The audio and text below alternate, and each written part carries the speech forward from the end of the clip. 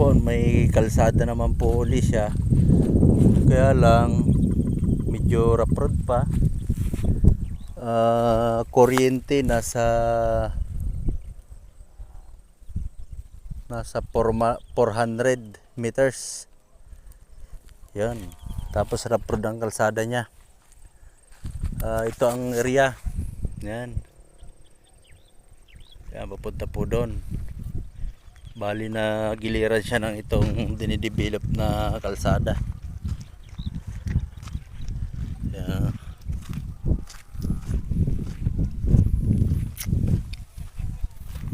Na ito.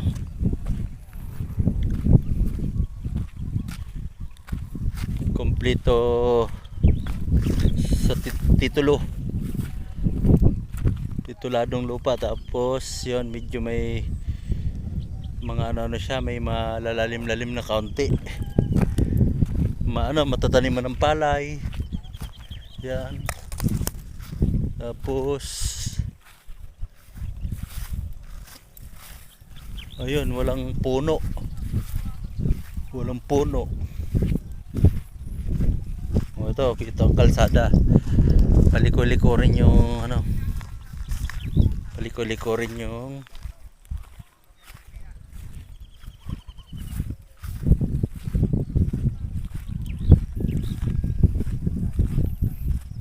bali ang haba ng ang haba ng lupa nakabaybay sa sa kalsada.